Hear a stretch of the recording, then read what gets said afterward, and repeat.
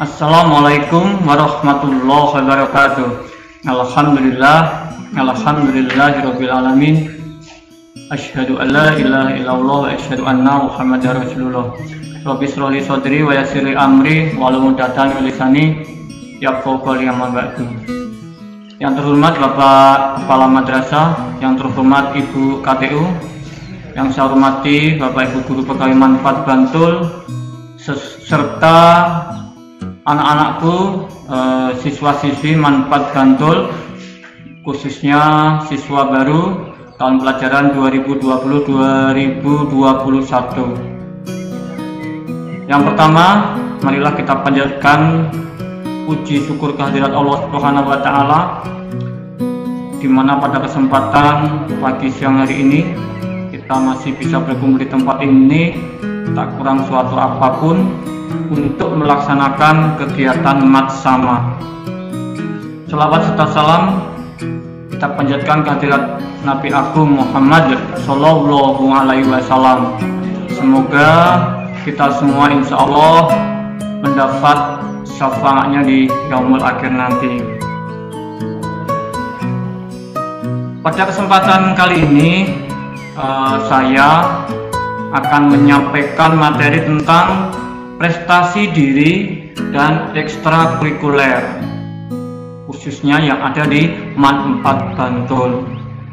Tapi sebelumnya, perkenalkan, nama saya adalah Dwi Mulyono. Dwi Mulyono, salah satu pengajar di MAN 4 Bantul. Sekilas tentang saya, Dwi Mulyono, atau yang sering dipanggil Pak Dwi, mempunyai hobi. Hobinya itu adalah bermain tenis meja atau bola pingpong. Jadi yang namanya main tenis meja adalah semacam kegiatan rutin yang dilakukan oleh Pak Dwi, dan di sini mengajar ekstrakurikuler tenis meja yang diberi nama dengan logo atau nama Sahabat Pingpong. Itulah Pak Dwi. Pak Dwi yang lain adalah ini, Pak Dwi kebetulan selain hobi tenis meja juga sering mendampingi anak-anak untuk berbagai macam kegiatan ekstrakurikuler. Kebetulan yang saya pakai ini adalah jaket dari Korps Palang Merah Remaja atau PMR Unit 43. Bukan berarti saya tidak mencintai ekstra yang lain, semua saya cintai. Siapa Pak Dwi yang lain? Pak Dwi ini adalah Pak Dwi Mulyono. Pak Dwi Mulyono sebenarnya nggak bisa bermain musik, tapi karena punya keinginan yang kuat sehingga ingin mencoba untuk bisa bermain musik. Salah satunya adalah alat musik gitar. Pak Dwi, nah ini salah satu foto yang masih saya ingat nih, Pak Dwi. Pak Dwi dengan sahabat yang tidak bisa dipisahkan, sahabat sejak kecil, selama suka juga, mulai dari dulu yang kita masih mencoba untuk meraih sukses, meraih mimpi, sampai saat sekarang ini masih ada teman sahabat karib. Salah satunya adalah yaitu Ustadz Andre Efredi, yang kebetulan adalah pengasuh salah satu pondok pesantren mitra MAN 4 Bantul.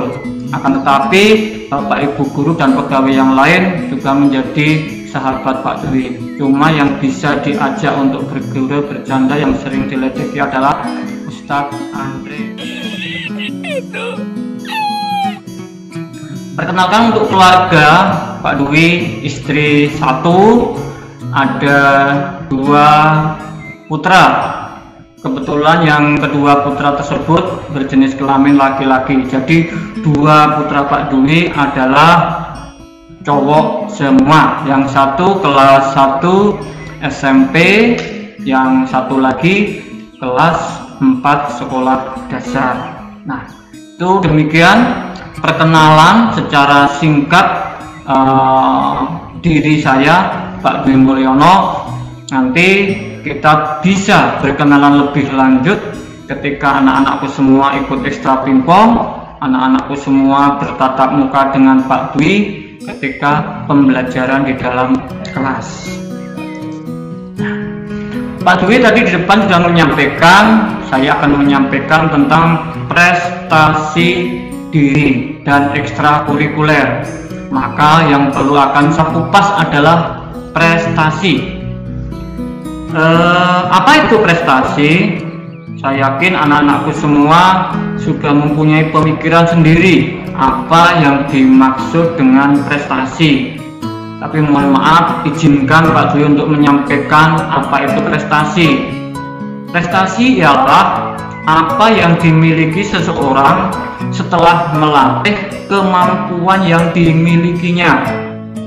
Jadi ketika Pak Dwi, ketika anak-anakku semua mempunyai kemampuan, mempunyai bakat, mempunyai minat, mempunyai prestasi, setelah itu kemampuan, bakat, minat itu dilatih, dan ketika dilatih itu menjadi sesuatu yang istimewa, sesuatu yang menghasilkan, sesuatu yang beda, itulah yang dinamakan prestasi. Jangan hanya dianggap prestasi itu hanya nilai yang berupa angkanya yang tinggi. Sekali lagi, jangan hanya dilihat prestasi itu sesuatu nilai yang mempunyai angka yang tinggi. Tidak cukup hanya itu. Ketika anak-anakku punya potensi diri di dalam misalnya menulis, misalnya melukis, misalnya kaligrafi, misalnya tenis meja, misalnya, dan lain sebagainya, itu adalah potensi diri. Ketika itu dilatih dan itu menjadi sesuatu yang beda, membedakan, menjadi yang istimewa, dikatakan sebagai sesuatu yang mempunyai prestasi. Ilmu yang kita pelajari berdasarkan pada bakat kita dan dapat menghasilkan kemenangan yang dapat dibanggakan. Jadi insya Allah bahwa ilmu, semua bidang ilmu itu penting bagi kita. Sekali lagi, semua bidang ilmu itu penting bagi kita. Tetapi ketika kita mempunyai bakmi, apa itu bakmi? Bakat dan minat. Nah, ketika itu dikembangkan, maka ilmu itu akan bisa melejit, melenting, melontar lebih tinggi. Nah, itulah yang namanya bahwa kita punya kelebihan dalam bidang ilmu tertentu. Nah, itulah yang dinamakan tadi, ketika dilatih, dikembangkan akan menjadi prestasi kita. Nah, lanjut. Nah, sebenarnya ketika kita berprestasi dalam berbagai macam bidang, baik itu bidang olahraga, seni, budaya, akademik, itu sebenarnya rohnya itu apa? Nah, mari kita camkan dan kita yakini bareng-bareng. Sebenarnya apa sih roh dari prestasi yang kita dapatkan? Apa sebenarnya roh prestasi yang kita banggakan? Apa roh prestasi yang pernah kita raih? Rohnya adalah sebuah ilmu. Sekali lagi, rohnya adalah sebuah ilmu. Jadi kenapa kita berprestasi? Karena kita mempunyai ilmu. Menuntut ilmu itu diwajibkan bagi setiap orang muslim. Oleh karena itu, karena kita semua sebagai seorang muslim dan muslimah, maka mempunyai kewajiban untuk menuntut ilmu, baik itu ilmu yang sifatnya dunia dan juga ilmu yang sifatnya akhirat. Nah, setiap orang, setiap siswa dan anak-anakku semua itu saya yakin mempunyai kemauan kehendak yang kuat untuk mendapatkan ilmu, untuk menimba ilmu, untuk menuntut ilmu, untuk meraih ilmu. Tapi kadang-kadang yang menjadi pertanyaan kita, sekali lagi, yang menjadi pertanyaan kita sudah terlanjur sekolahnya tinggi, tetapi ilmunya tidak bisa dimanfaatkan dengan baik. Kadung kita sudah berlatih luar biasa, tapi kadang-kadang ilmunya tidak bisa dimanfaatkan dengan baik. Kita sudah berusaha dengan keras, berlatih siang dan malam, kadang-kadang ilmunya tidak bisa dimanfaatkan dengan baik. Nah, oleh karena itu perlu kita garis bawahi agar ilmu yang kita pelajari, agar ilmu yang akan kita tuntut, akan kita timba, itu bisa bermanfaat dan barokah. Jadi kita akan mencoba salah satu atau beberapa hal yang membuat ilmu yang kita pelajari itu bermanfaat dan barokah. Salah satunya adalah, pertama yang paling penting adalah niat. Nah, niat adalah niat yang lurus, karena sesungguhnya segala amal perbuatan itu tergantung pada niatnya, Nah, masih ada kaitannya tadi niat, pentingnya niat dalam belajar. Niat yang benar dalam belajar adalah apabila belajar tersebut diniatkan untuk dapat beribadah kepada Allah dengan benar dan untuk mengajari yang lainnya. Oleh karena itu, ketika kita mau berangkat ke madrasah, maka niatkan bahwa kita ke madrasah itu bukan karena dipaksa orang tua, bukan karena takut karena mau terlambat, bukan karena kita takut sama pengasuh yang ada di pondok pesantren, tapi itu kita niat karena Allah Subhanahu wa Ta'ala. Nah, seperti itu. Nah, itu nanti akan berefek yang luar biasa kepada kita.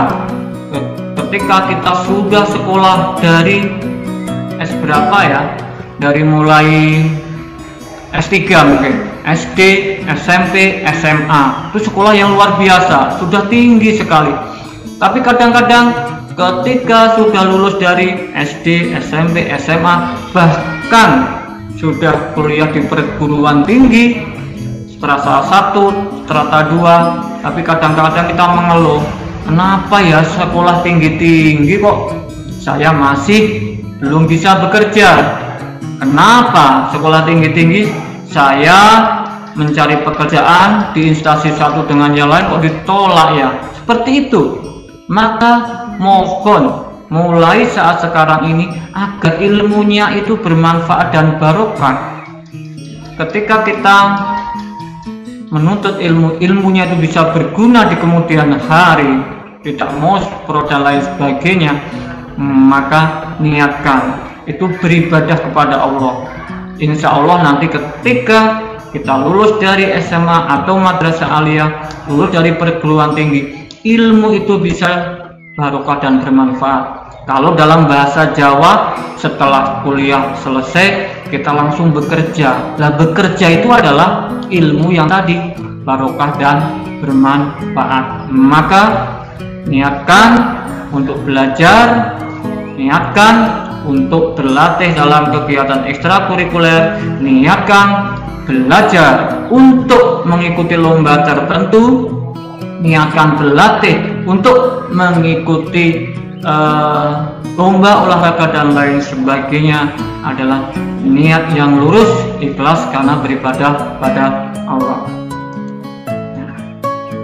Agar ilmu yang bermanfaat dan barokah, maka ada kriteria yang kedua. Kriteria kedua adalah memilih ilmu dan guru serta teman. Yang memilih ilmu bahwa ketika kita pengen bahagia di dunia maka harus tahu ilmunya. Ketika kita ingin bahagia di akhirat harus tahu ilmunya.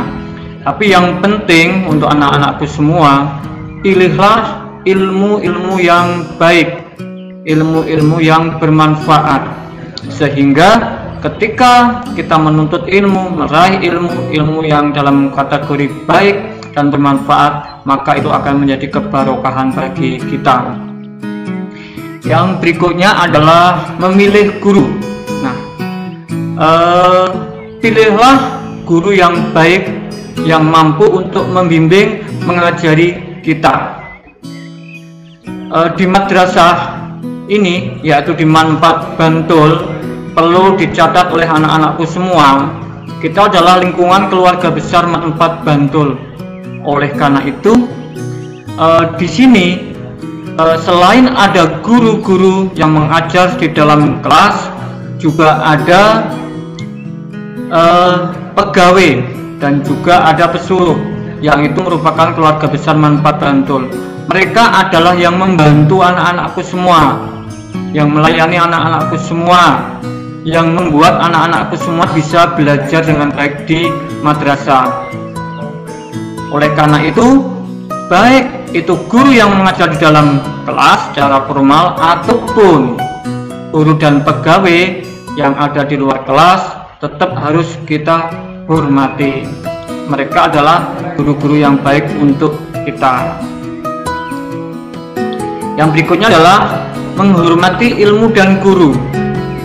Ketika seorang guru telah memberikan ilmu yang banyak kepada kita semua, maka kita patut menghormati seorang guru tersebut, karena dengan kita memberi rasa hormat kepada guru, maka insya Allah ilmu itu akan menjadi barokah dan bermanfaat untuk kita semua. Alkisah dari Sayyidina Ali. Aku adalah budaknya seseorang yang mengajari satu huruf, maka berhak menjual, memerdekakan, dan menjadikannya budak. Ketika seseorang mengajari, umpamanya katakanlah si A, beberapa ilmu, walaupun itu hanya satu huruf, maka dia berhak untuk menjual si A tersebut, atau memerdekakan si A tersebut, atau bahkan menjadikan budak.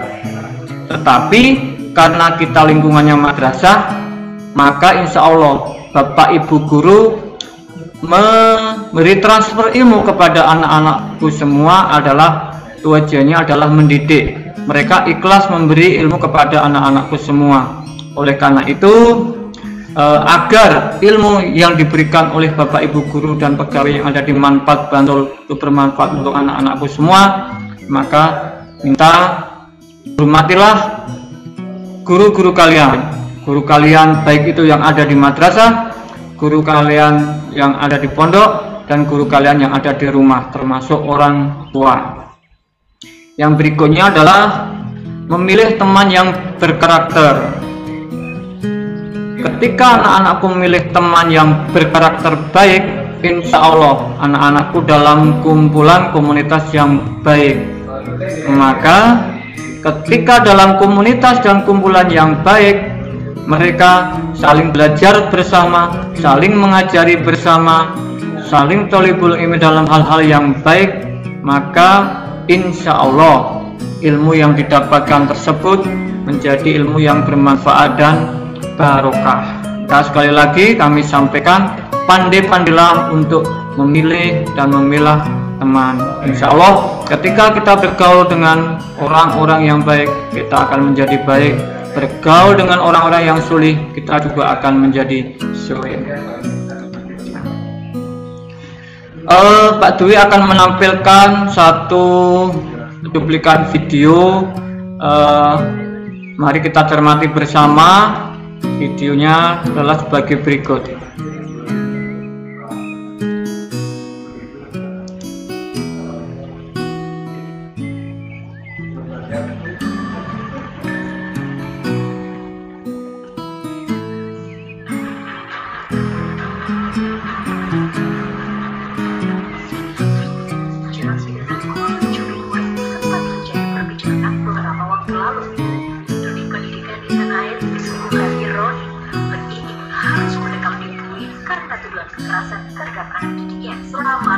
Ibu. Selamat pagi Pak Guru, siapkan jadi pembantu murid. Wahai engkau Pak Guru, wahai engkau guru, dipilah panutan dan dirimu. Wahai kau jangan berkata atau penjarakan dirimu. Jangan coba mencubit, itu rasanya sakit. Jadi pembantu di sekolah dirimu sering buat masalah. Sinetron pembantu caranya. Pelaku bernama Roy Mando Saat Siregar bersembunyi di dalam kamar mandi usai membunuh Nur Ain Lubis, dosen Fakultas Keguruan Ilmu Pendidikan. Korban tewas setelah didorong lehernya dan membacok korban di dalam kamar mandi. Lagi-lagi kericuhan terjadi, aparat kepolisian akan mengevakuasi pelaku. Semua sadari korban yang dipenjarakan lagi anaknya polisi. Selaku dosen ajar ilmu mahasiswa mati pesawat yang pendidikan Indonesia. Dibuat anak-anak polisi anak mampu dipenjarakan. Murid zaman sekarang macam-macam. Coba ini rasanya aniaya.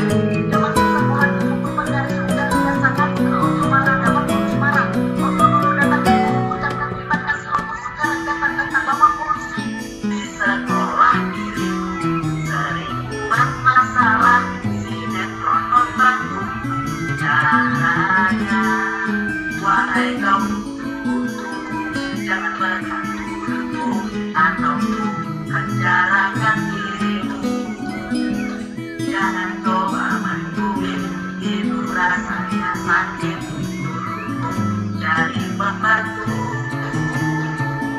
dirimu tersayang. Guru yang malang, apa itu ibu sudah bilang.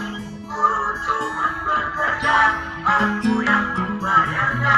Guruku jadi pembantu.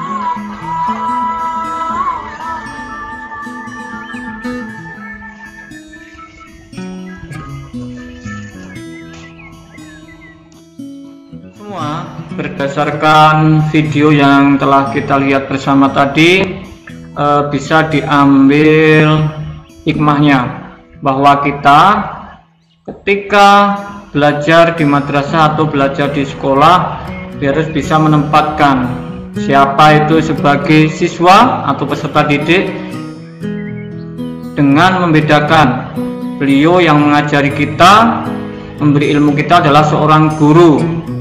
Nah, ketika suatu saat ada sesuatu perilaku dari peserta didik yang tidak pas, pasti insya Allah karena seorang guru adalah seorang pendidik akan membenarkan bahwa perilaku itu salah. Nah, ketika anak-anakku berperilaku khilaf, salah, kalau dibenarkan oleh Bapak Ibu guru sebagai seorang pendidik harus mau dan memahami, oh perilaku saya salah. Nah, ketika terpaksanya seorang guru si A, si B, si C itu ketika menegur kita dirasa tidak pas, kita juga harus menyikapi dengan baik. Nah, jangan sampai seperti yang terjadi dalam video tadi, karena gara-gara masalah yang sepele maka kita memperlakukan seorang guru adalah seperti yang ada dalam video tadi. Nah, agar ilmu yang kita pelajari itu menjadi yang bermanfaat dan barokah, maka hindari perilaku yang tidak baik terhadap guru-guru kita, baik itu di madrasah, di pondok ataupun yang ada di rumah. Selanjutnya akan Pak Dwi tampilkan slide berikutnya. Nah, ini mohon untuk bisa dicermati percakapan yang ada di dalam grup WA tersebut.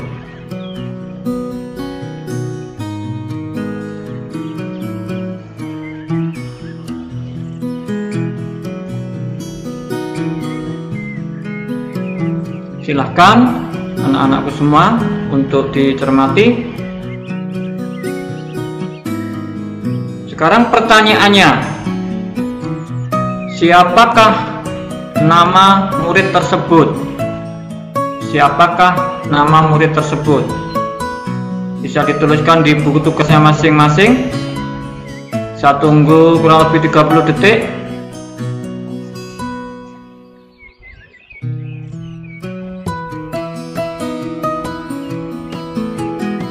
Ya, akan kita lihat siapa nama murid tersebut. Nah, nama murid tersebut adalah Angel Dikandani. Angel Dikandani itu adalah dalam bahasa Jawa. Kalau kita terjemahkan dalam bahasa Indonesia, berarti nama murid tersebut sulit untuk diberi nasihat. Nah, kalau kita sebagai seorang siswa atau seorang santri, maka ketika seorang guru sebagai pendidik itu memberikan nasihat-nasihat yang baik kepada kita, hendaknya kita terima dengan baik. Ataupun ketika khilaf anak-anakku berperilaku tidak baik, diberi nasihat oleh Bapak Ibu guru selaku pendidik, kita juga harus mengikuti. Toh itu untuk kebaikan kita selaku seorang siswa atau santri. Makanya agar ilmu yang kita pelajari itu menjadi barokah dan bermanfaat, jangan sampai ketika dinasihati oleh guru kok tidak menuruti, alias dalam bahasa Jawa angel dikandani. Nah, mari kita camkan bersama-sama. Nah, ilmu yang bermanfaat dan barokah itu mempunyai efek yang sangat luar biasa. Efek yang luar biasa itu tidak hanya kita dapatkan ketika kita belajar di madrasah atau di pondok atau di sekolah, tapi insya Allah ilmu itu akan tetap mempunyai efek yang positif untuk kita semua. Nah, apakah efek positif tersebut? Bahwa ilmu yang kita pelajari itu menjadi investasi bagi kita, baik di dunia dan akhirat. Kalau kita menghitung berapa uang yang kita keluarkan untuk menuntut ilmu, untuk sekolah dari mulai SD, SMP, SMA, kalau kita hitung dengan uang sangat luar biasa. Tapi jangan dihitung uangnya, tapi yang kita raih adalah ilmu tersebut. Namanya ilmu tidak bisa dibeli. Namanya ilmu itu adalah sesuatu mutiara yang berguna bagi kita. Tapi yang tidak kalah penting, ketika kita mendapatkan ilmu yang bermanfaat dan barokah, maka ilmu itu bisa menjadi multi level pahala yang luar biasa, menjadi amal jariah yang luar biasa. Ketika anak-anakku belajar ilmu diberikan kepada 1-2 orang, dan 1-2 orang tadi disebarkan kepada 1-2 orang yang lain, insya Allah maka ilmu yang didapatkan oleh anak-anakku itu akan berkembang, akan bermanfaat, akan menjadi amal jariah sampai kapanpun anak-anakku nanti berada. Nah, itulah efek positif dari ilmu yang bermanfaat dan barokah.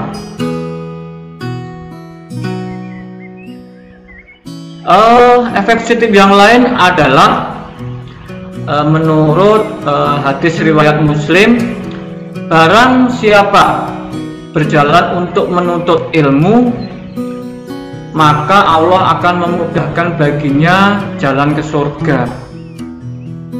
Oleh karena itu, ketika anak-anakku sudah melakukan thalibul ilmi dengan niat yang lurus, mencari ilmu dengan baik, dengan niat ikhlas, maka insya Allah akan mendapatkan ilmu yang bermanfaat dan barokah. Nah, dengan ilmu yang bermanfaat dan barokah itu, maka itu akan memudahkan bagi kita untuk ke surga.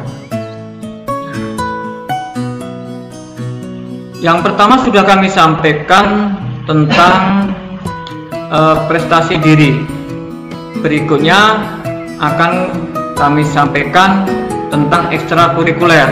Kenapa saya menyampaikan tentang ekstrakurikuler? karena kami sampaikan bahwa prestasi diri ada kaitannya dengan kegiatan ekstrakurikuler.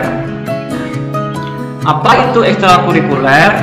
Ekstrakurikuler adalah kegiatan non pelajaran formal yang dilakukan oleh peserta didik, umumnya dilaksanakan di luar jam belajar sesuai dengan kurikulum standar.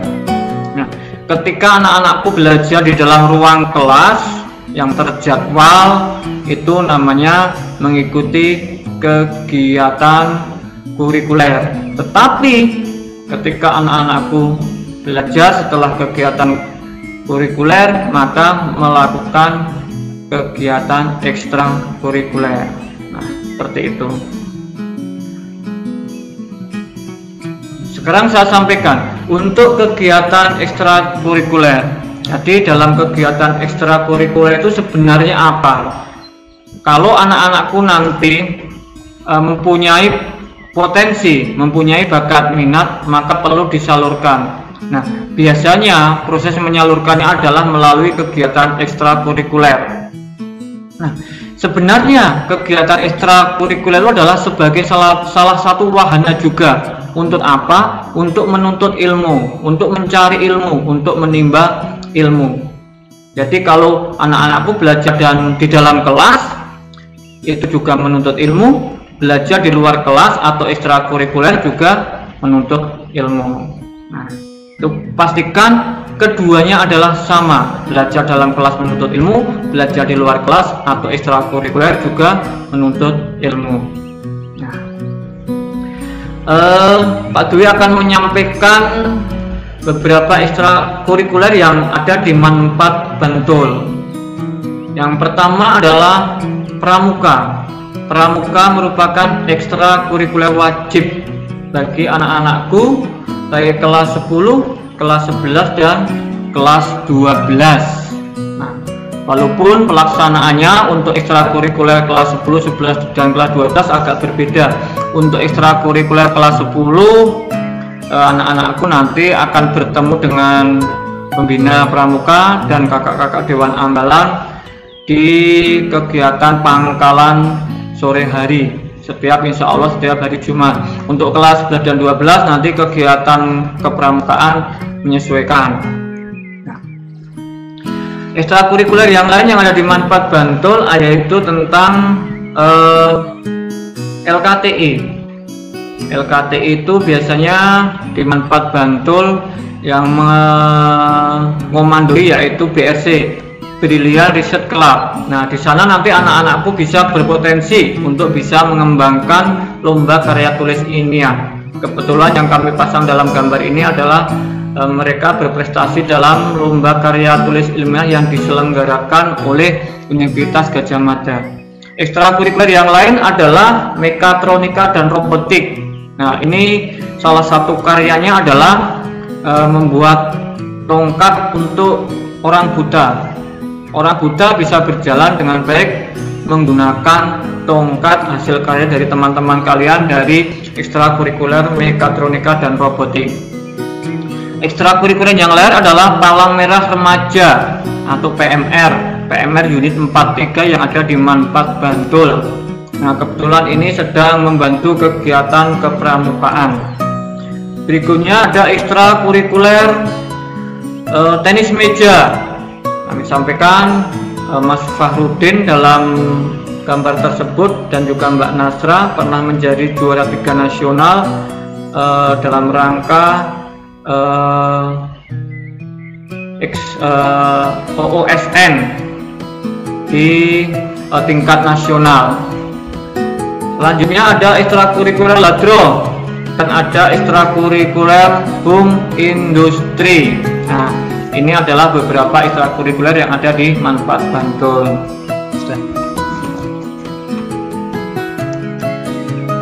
Ekstrakurikuler berikutnya yang ada di Manfaat Bantul yaitu pencak silat. Pencak silat kita nama perguruannya adalah Cepedi. Nah, pencak silat di Manfaat Bantul sudah meraih beberapa kejuaraan. Kita dalam gambar tersebut ini mereka sedang mengikuti Yogyakarta Championship, yaitu kejuaraan pencaksilat yang sifatnya nasional, dan ini mereka mengikuti kegiatan pencaksilat di UIN. Kebetulan pada saat ini dalam KMZ yang ke-12 kontingen Cepedi Man4 Bantul sebagai juara umum. Silahkan bisa bergabung dengan ekstrakurikuler pencaksilat Cepedi Manbayu Man4 Bantul Yogyakarta. Nah, ekstrakurikuler yang lain kami perkenalkan, yaitu ada ekstrakurikuler karawitan. Nah, ini salah satu gambar ini adalah mereka mengisi dalam acara akhir usana yang diselenggarakan oleh Man4 Bantul, dan kita juga pernah rekaman di TVRI Yogyakarta dalam program Karang Tumaritis. Ada ekstrakurikuler musik, ekstrakurikuler musik yang di bawah pembinaan dari Pak Noah. Ini kita punya studio musik. Nanti anak-anakku yang pengen mengikuti kegiatan ekstrakurikuler musik, silahkan, nanti kami tunggu atensinya dan partisipasinya.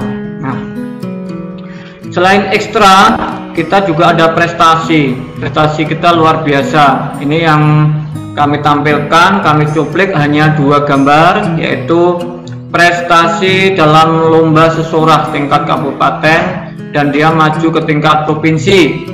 Dan yang tidak kalah membanggakan adalah prestasi dalam bidang olahraga taekwondo. Ini Mas Muhammad Dafa Wahyu Putra, dia sampai ke tingkat internasional. Nah, ini kebetulan yang gambar yang kami tampilkan, Mas Dafa sedang bertanding di Cina. Alhamdulillah meraih medali emas. Tuh. Yang berikutnya, nah, ini berkaitan dengan ekstrakurikuler. Mohon maaf Pak Dwi tidak bisa menampilkan semua gambar atau dokumen yang ada, maka kami tampilkan jadwal ekstrakurikuler berdasarkan jadwal pada tahun pelajaran sebelumnya. Ini ada beberapa ekstrakurikuler yang ada di Man4 Bantul. Anak-anakku bisa mencermati bersama, mulai dari multimedia sampai musik. Nah, ini 1, 2, 3, 4, 5 dan lain sebagainya. Nah, untuk tahun pelajaran 2020 dan 2021 untuk kegiatan ekstrakurikuler, semoga pandemi COVID-19 itu sudah segera berakhir sehingga kita bisa laksanakan dengan normal. Untuk prestasi Man4 Bantul perlu kami sampaikan, ini prestasi Man4 Bantul tahun pelajaran 2019-2020 semester gasal. Nah, semester gasal. Selanjutnya kami sampaikan masih ini lanjutan prestasi Man4 Bantul tahun pelajaran 2019-2020 semester gasal. Selanjutnya ini adalah prestasi Paskibra Man4 Bantul tahun 2019. Ini kebetulan kakak-kakak kalian itu mengikuti seleksi Paskibra di tingkat kecamatan, yaitu Kecamatan Banguntapan. Kebetulan alhamdulillah luar biasa, ini kita lolos 24 orang. Ini merupakan yang terbanyak di Kecamatan Banguntapan. Nah, kita berarti Man4 Bantul sudah bisa bersaing dengan sekolah madrasah yang lain yang ada di Man4 Bantul. Selanjutnya ini prestasi Man4 Bantul semester genap. Nah, jadi insya Allah ketika semester gasal berprestasi, semester genap kita juga berprestasi. Walaupun semester genap kita secara normal hanya berjalan beberapa bulan, karena ketika mulai pertengahan bulan Maret kita mulai pembelajaran di rumah secara online, tapi tetap tidak mengurangi kita untuk mengikuti berbagai macam perlombaan.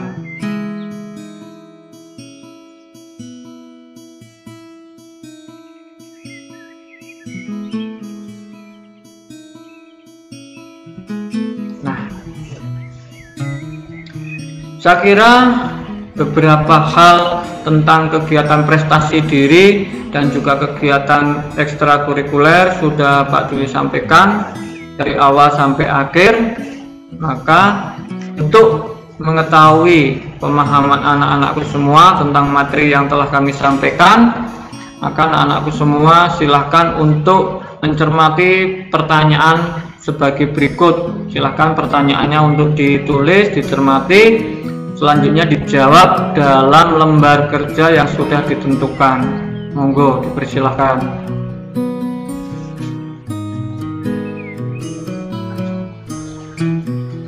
Oh, ini nanti lembar tugas ini silahkan nanti difoto.